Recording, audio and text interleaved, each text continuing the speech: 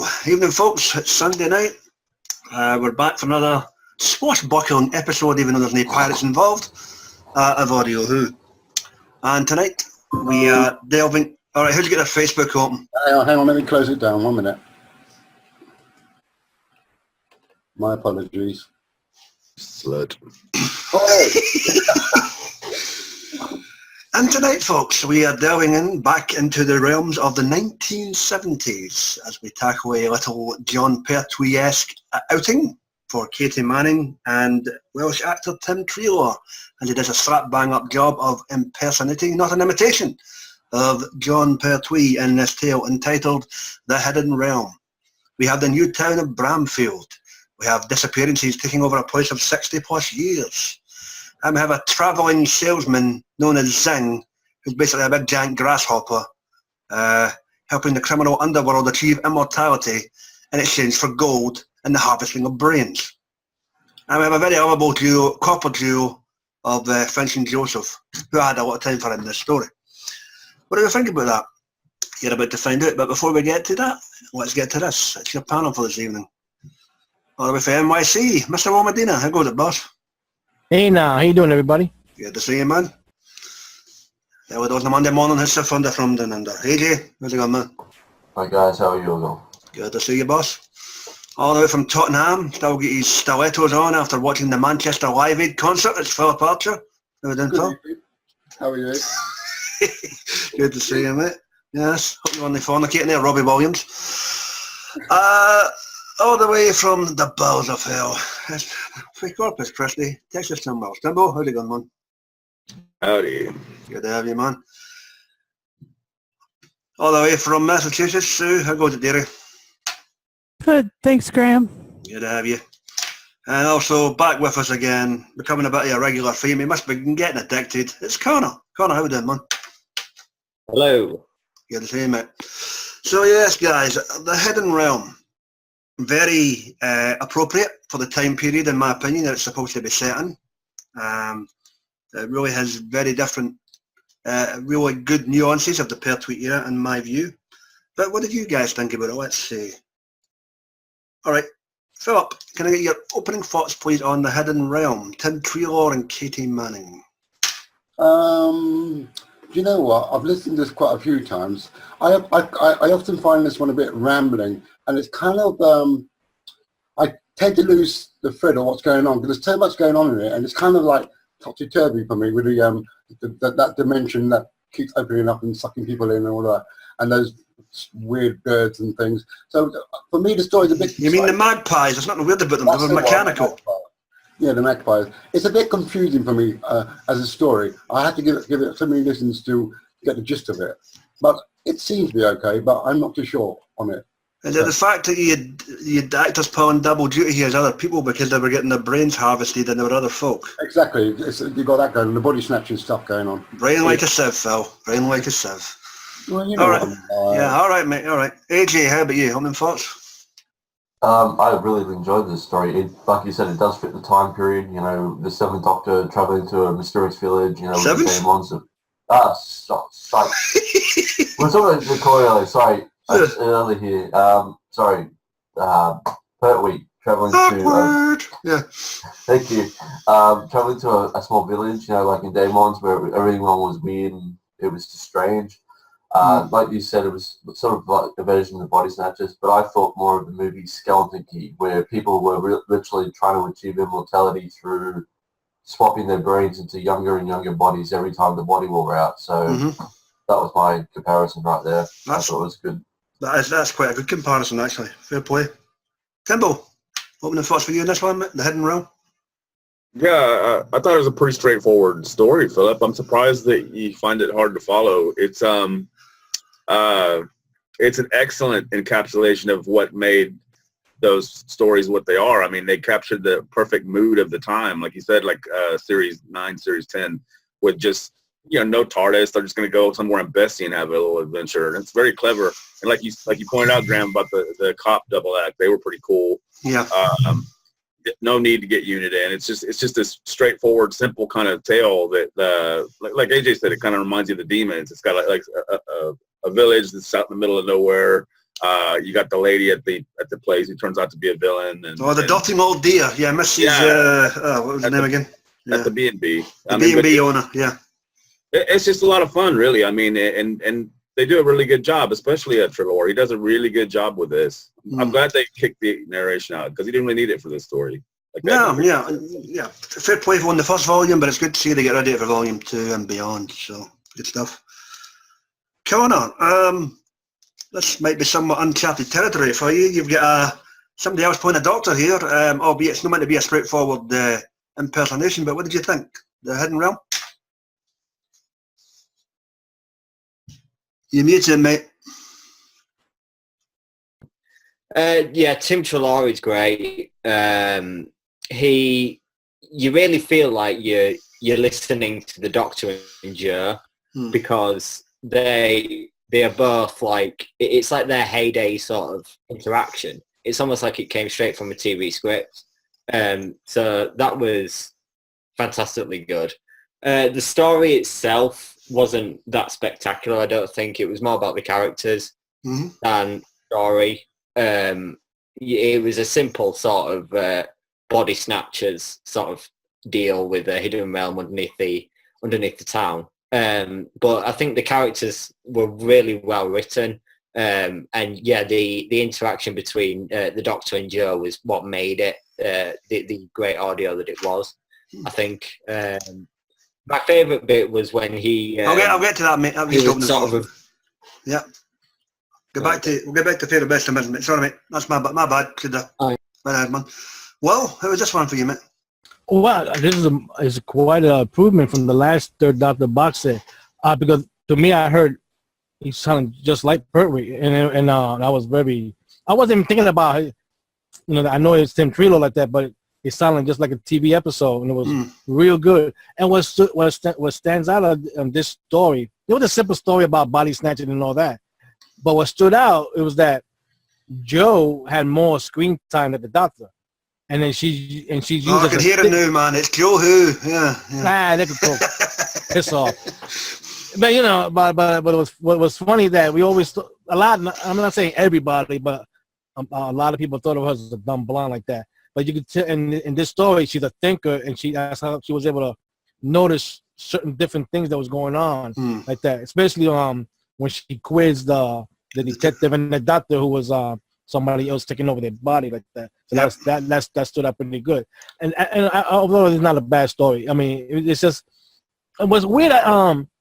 Episodes I think 3 and 4 was more shorter than episodes 1 and 2. Maybe by 5 minutes. I noticed that myself. Yeah, I noticed that. Yeah.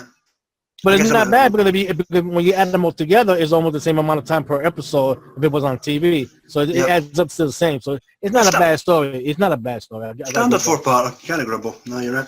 Sue, opening thoughts for you in this one, the Hidden Realm?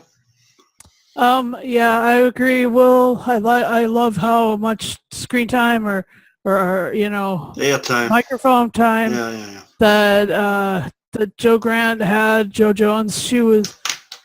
Or the future Joe Jones, she was really amazing, and I really loved. I loved the interaction, and the magpies were sort of cool. They reminded me of the owl in Jason and the Argonauts, or no, wait, it's Clash of the Titans. That's the one. There you go. And yeah, so that was fun. It was like, and there was a lot of their investigation was really thorough and really amazing and rich, and so that's my opening thought. All right, well, we got you for the night, dearie. And for me, yeah, simple story, like Connor alluded to, but for me it worked. It is more to do with how the characters are written in this story for me, because it is a bog standard story for the time period. The 2 leads were absolutely great in this, and followed by a good supporting cast, which we'll get to right now. I enjoyed this. So with that being said, any events or characters that stood out for you? Connor, I interrupted you earlier. Go for it, mate. Yeah, as I was going to say, when the Doctor was sort of reversing back to his previous selves, was my best bit of that audio. I think that was superb. Oh my god, the ant and the orchestra. He didn't try to put on the voice of the. Yeah. Yeah. When he didn't even try to. It was nice that he didn't even try to put on the voices of those doctors. He just did it in the Pertwee voice. Mm-hmm. You know, there was something about that. It was a great moment. Okay, cool, mate. Philip, let's stand it for you in this one, man. Preferably no mute. Yeah, sorry. Yeah, I like I kind of like the bit when they first discover the like the mercury and they're being sucked into it. Or the portal. Joe and the doctor.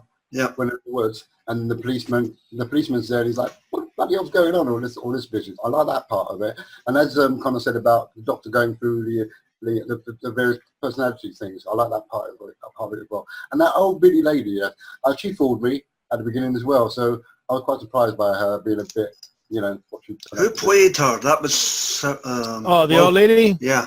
That was Barnett. Her last name was Barnett. Sandra Vo. Sandra Rowe, there you go. Mrs. Barnett, yeah, she was the lovable old diddy who gave you your cup of tea and, why am I echoing? Gave you your cup of tea and your ginger snaps and, you know, all, you know, quite kindly give you directions in it. And as it turns out, she's at the root of it. She's the linchpin in this whole operation of the past 60 years, along with various other folk, the guy who created the New Town and whatnot. Didn't she sound a bit Prunella Scales, like, right? That's who she reminded me of. Basil? Yeah. Yeah. Sybil Faulty, eat your heart out. Okay. Well, how about you? Stand up, mate? Of course, like I said earlier, Joe stands up with her using her brain and noticing the different characters from the doctor and the detective like that. Mm-hmm. Of course, what was sad is the main detective, DCI Finch, him sacrificing himself at the end. You know what? You know, I agree with that. The DCI Finch, played by Richard Durrell, who's also Nick Briggs' Watson in his Sherlock Holmes series on Big Finish. So he's been in with McCoy before, obviously, with All Consuming Fire. So yeah.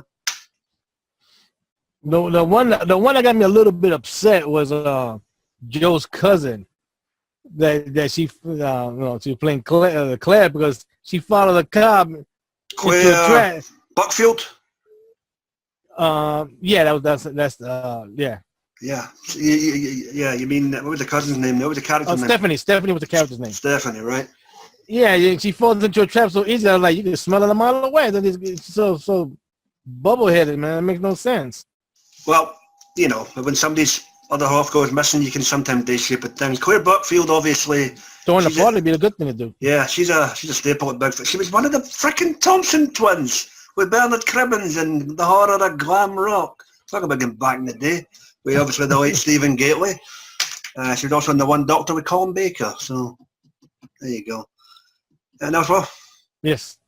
That you? Or have you got more? No, that's it. No, right, come mate. I'm fucking lost now. Where am I? AJ, you're up. Thanks for mate. Yeah, I got a few. I like how they use the classic Third Doctor sonic sounds in this. Mm-hmm. You know, that weird, wobbly, high trilling noise. Yep. I also like the part where they're sitting down and the cop has to make tea, and he's like, "What the hell are you doing? You just wave a tea bag around it, and that's about it." It's bloody weak, yeah. And I think the music design in this story was brilliant. It was absolutely gothic in certain parts where it was like, you know, heavy, almost organ music. Okay. It was like, you know, classic Hammer sort of style music from movies. So, yeah. Cool, mate. Sue, let's stand out for you. Yeah, I thought that the lady who played Bartram, Karen, I think is her name. Anyway, she did a really great job. And then DCI Finch was really fun to listen to, and of course, Overseer Zim, the whole alien thing was fantastic. Well, George Asprey. There you go. Thanks for that. I was going to ask who played him. Yeah, we've not really touched on him. The greedy grasshopper-esque travelling salesman, basically. Good villain, in my opinion. Albeit he's forever in the background, just collecting his gold and harvesting brains. Tim, let's stand it for you, mate. Well, in general, just I think the whole thing is really a really good example of 70s Doctor Who. I mean, the time that it's from, just the way it is, you know, that it's such a simple story. Like we said, that they go somewhere, they get into trouble, it's a mystery, and it's like it's just a lot of fun, I think.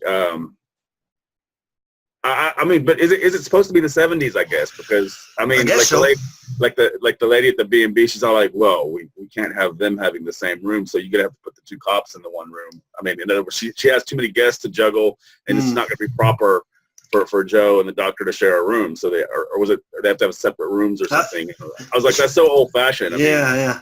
But the 50s, I Love Lucy, isn't it? You're like, what the hell, man? Yeah. No, no, mate, sorry. No, it's just, I mean, in general, it was a very good production that captured the whole feels of that time. You know, I think that's what I liked about it the most. Yeah. And for me, as I've mentioned, and as the guys have mentioned, I love the two leads in this were phenomenal. But for me, it was all about the camaraderie between the two cops, especially at the beginning when they show up at the hotel. What do you mean you've only got the one room? Only the one bed? No, I pushed them both apart from you. I hope you don't snore, Joseph. You know, just daft comedy moments with the two cops. Who played the Sergeant Joseph? Joseph? Alex Lenipkin. Okay. I'm not familiar with that name, but I'm sure he's done a big finish before. He did a good job, I think, as being Joe's companion for the rest of the story. I mean, because they ended up being stuck together, and I thought that was very effective. Because, like Will pointed out, Joe does get a lot of airtime, but it's necessary because the doctor has to go be captured and disappear for a while, and so she. Like you also point out, she's brainy Joe. She's not daft Joe from Series 8. She's been with him a while. She knows what's up. The format's somewhat similar to the second story in the first box set, ironically, and the Havoc of Empires, where he's tied to a chair for a full episode. Oh, yeah. And you don't hear from him. I found that kind of interesting, but there you go. Just the format that seems to work best, I guess, when it comes to these two. It'll be interesting. I mean, I know we've got a Dalek two-parter coming up in July, but it'll be interesting to see what they do with Volume 4 going forward, especially because they've got Richard Franklin back. John Levine, sorry. So I'll be curious to see if they get a couple in with him before time runs out, so to speak. So we'll see what happens on that score. But I enjoyed this. The two cops were brilliant. Joe and the Doctor, super. Tim Treloar is really... the more stories he does, he seems to be getting better and better. I know this is only his fourth main one, aside for a couple of short trips I believe he's done. Was it 2, Phil? Yeah, it's 2. 2? Yeah, so he's basically done 6 stories in total. So he's getting there. If you include the 2 coming up, that'll be 8. So we'll see how that is. I believe that's next month, I believe that sets out. So we might get to one of them at some point later on in the summer. Mm-hmm. Right, guys, open mic portion of the cast. Anything else you want to bring up before we get this rated, zippoed, and indie can? Feel free to speak your mind. Well, he's not just good doing the third Doctor. He does other voices as well, doesn't he? I mean, when he was possessed, wasn't he putting on a different accent than his normal one? No, I was just talking as the third Doctor, unless I missed something. I don't know. He said in an interview, not in this box set, maybe it was in the last one, that he struggles with, or maybe it was in the Dr. Freedom interview, he struggles with, just jumping into the character of the third Doctor. He has to build up to it and work into it. Yeah, because it takes sort of all of his concentration. So if they do stretch his acting and ask him to play dual characters or more than one character. Yeah. I mean that must be really hard for him anyway. Yeah, Tim's a good guy. He's very approachable. He'll always reply to you on social media if he gets a minute. He's a good rugby and soccer guy as well. So he's a barrel of laughs. And as Sue alluded to, our buddy Dr. Freedom did have a brief sit down with him a few months back. He should do the vocal exercises that Pertwee used to do. According to, I think it was Caroline John and maybe Katie as well. That he would walk around before they would film saying Harry Roy. Like Harry Roy. Yeah, just to get his vocal cords all sorted out for his performance or whatever. So maybe Treloar should try that before he hits the mic. I don't know if maybe Welsh folks have got problems with Harry Roy, you know. Anything else, guys? I liked in the story whenever they encountered the magpies, the characters would elaborate previously more than the previous people who mentioned the magpies. On the the old nursery rhyme. Yeah. They only get to a certain point, and I forget the rest, and then someone else would come along and then pick it up and go further, which I thought was really clever because it's sort of like something that's in the back of your mind, but it becomes more easier with each character. I thought it was clever. Okay, that's cool. Here's a funny question. You know the one that was taking over the husband that he was a Nazi that was hiding out. Peter. Who played Peter? Yeah. Peter. He was Robert Whitlock. He was in the Bells of St. John with Matt Smith.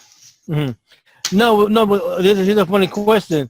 Remember when the wife body was taken over, was probably taken over from the Nazi's girlfriend or wife was that? Hugo Sanchez. Yeah. Yeah, but here's the funny thing, because remember when the doctor destroyed the machine, the original host came back. Yeah. So I'm saying, how about all those other villagers and that's been going on for 60 years? Did that mean all their people get their mind back like that?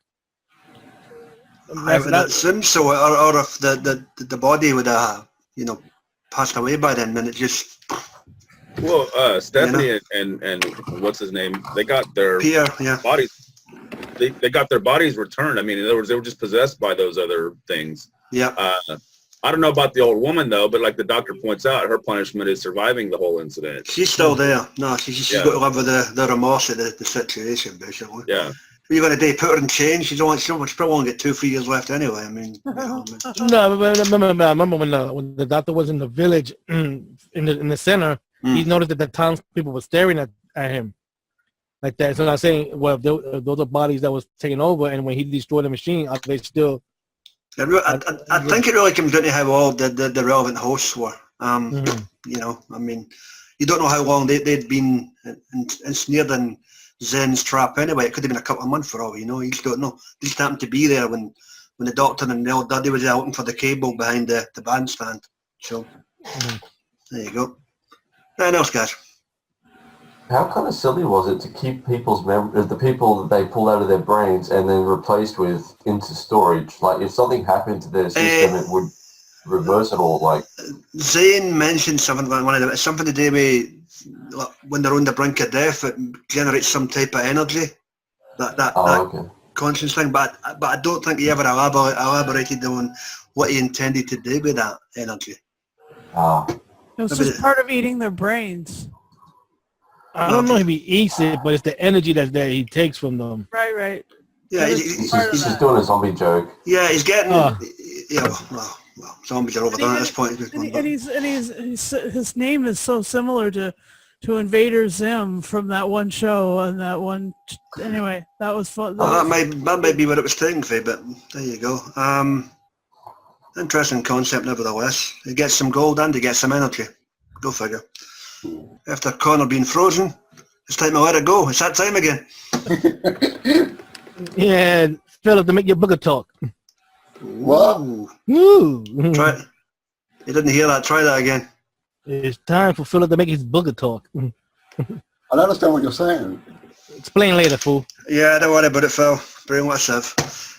The Hidden Realm. Tim Treloar and Katy Manning. The Third Doctor Adventures Volume 2, story number 2 belows. 2. Belows Connor.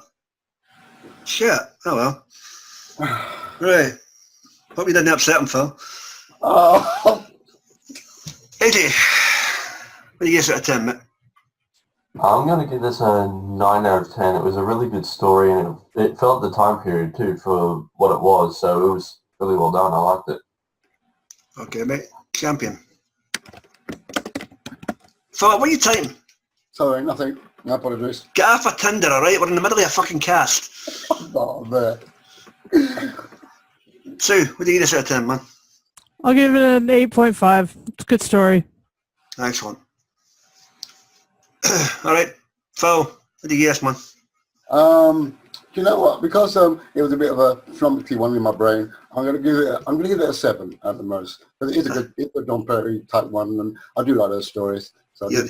although the other box set, the other story in this box set is a better one than this one for me. Oh, okay. That's the one with the mad nun, isn't it, I believe? Connor, before you go freezing again, mate, what do you give us out of 10, man? I give this a 7 out of 10. Oh. Snap. Ding, ding, ding. Timbo, what do you reckon, mate? No, I'm going to give it a 9. I thought they did a really good job capturing the whole ethos of what a John Pertwee episode was like. I mean, the whole invasion from Earth itself, not from outer space or whatever. It was very good. So I'm going to give it a 9. Excellent. We need more. We need more of these. Yeah. Preferably more than 4 a year if possible, but what can you do? Now, let's point out, Tim, I didn't copy him this time. He copied me. Okay, there you go. Need to say the thing, Philip. You just brought attention to it yourself, you dumbass. Right. Get your own Zim, you two. And for me, before this gets out of control and they start slapping each other with wet towels, I will give this an 8.5. That's not all they're slapping each other with. This is why I don't give a flying fuck about ratings. I'll Hey, give it a Graham. 7. Yeah, Hey, what? Graham, you forgot one thing. My rating. Oh, fuck. That's Phil's fault. Right, hang on. I'll give it an 8.5. I enjoyed this, but I'm not last this week. It's Will this week. Will, what do you give it out of 10, mate? I give it an 8 out of 10, and we better hurry up before some more towels be flying. Right, before this descends into the Playboy Mansion After Dark, let's get this finished and in the can. Thanks the panel for their attendance this evening. As usual, check out our various buddies on the wonderful wackety world of the YouTube. You've got Dr. Freedom and his news broadcast, and his Omega Files, The Adventures of Dr. Freedom and Eric. You've got the guys and dolls over at Geeks Assemble. You've got Johnny Blue, Sammy Carter, Mike Shannon, whenever he's online. You know the old deal by now. Like, share, comment, subscribe, thumbs up, thumbs down, call Philip a whore, I don't care. And it just leaves us to proclaim what we are tackling next week. Let's see if he remembers. Philip, what are we tackling next week? You are tackling? Fuck me. No, thank you. I'm sorry. I don't remember that one. Oh, hang on. We're tackling next week the Chaos Pool. Indeed, that is the final story in Peter Davison's Key to Time 2 trilogy.